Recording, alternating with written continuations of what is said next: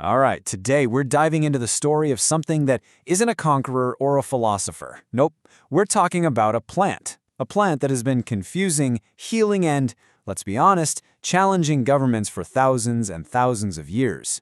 I mean, seriously, for millennia, we've cultivated it, worshipped it, outlawed it, and smoked it, a lot of the time in the very same century. It is a complicated relationship, to say the very least. And we're going way back. We're talking 7,000 years, from what was probably an accidental discovery all the way to its role in medicine, myth, and even empire building. It's going to be quite a journey. So our story kicks off around 5000 BCE. Just try to imagine a Stone Age forager, maybe somewhere in what's now Siberia, just tossing some plants on a campfire to keep warm. They take a deep breath of the smoke, and suddenly the world seems a little, well, different. But back then, cannabis wasn't about philosophical musings or getting good vibes. It was all about survival. Its fibers were perfect for making ropes and clothes, its seeds were edible, and archaeologists have even found it in burial sites, like a little prehistoric stash for the afterlife. Okay, so as humanity starts getting organized and building civilizations, this plant finds all sorts of new jobs. Different cultures discovered entirely new sides to its personality, and it got transformed from a simple survival tool into something way more complex. Let's fast forward to ancient China and meet Emperor Shen Nung, also known as the Divine Farmer. Now, that title sounds super noble, right? But what it really meant was that he spent his reign taste-testing random plants to figure out which ones would kill him and which ones could heal. Yeah, according to legend, Shen Nung documented hundreds of herbs this way, including cannabis, for his medical encyclopedia. He was basically a one-man FDA with an absolute iron stomach. So in China, cannabis became a cornerstone of daily life. Medically, they brewed it into tonics to treat pain and balance the body's yin and yang.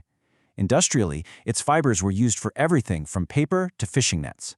You really could live your entire life surrounded by the stuff. Now, while China was carefully bottling cannabis into medicine, their neighbors out on the grasslands had let's say, a much more direct approach. Let me introduce you to the Scythians, horse-riding nomads with an attitude you could probably describe as armed and unbothered. The Greek historian Herodotus actually wrote that during funerals, the Scythians would throw hemp seeds onto hot stones inside sealed tents. Yep, the ancient art of the hot box. And he noted that after inhaling the vapor, they would howl with pleasure. It really seems like something's never changed. All right, let's travel over to India now, where this plant wasn't just used for rituals, it was practically deified. I mean, if you're gonna inhale some smoke and see visions, you might as well make it sound respectable, right? In India, cannabis was actually listed as one of 5 sacred plants in their holy texts. It was considered a gift from the god Shiva, who even became known as the Lord of Bhang. Bhang, which is a drink made from cannabis, milk, and spices, was used for joy, transcendence, and spiritual festivals. Here, getting high wasn't about escapism, it was enlightenment, probably with better snacks. But if we pop back over to China, a debate was starting to brew. You had the Taoist monks using cannabis incense to communicate with spirits, calling it a liberator of sin. But the more pragmatic Confucians, well, they frowned upon anything that loosened the mind too much. This was basically the world's first drug policy debate. One side saw expanded consciousness, the other saw expanded laziness. So as trade routes like the famous Silk Road started to develop, the plant became an international traveler. It conquered new continents not with swords or soldiers, but simply by offering strength, flexibility, and, a faintly herbal smell. In Egypt, it was used in a really practical way as medicine for pretty much everything, from glaucoma to just a bad temper. Then, when it got to ancient Greece, the locals did what they always did with everything. They intellectualized it, debating its moral implications over a glass of wine. The Romans, though, they were all about practicality. They used hemp fibers to make the ropes and sails that literally powered their empire. But they viewed intoxication with deep suspicion. For an empire built on military discipline, the industrial strength of hemp was absolutely essential. But anything that could dull a soldier's edge was seen as a threat. Still, their soldiers carried hemp seeds all across Europe, unknowingly planting the future.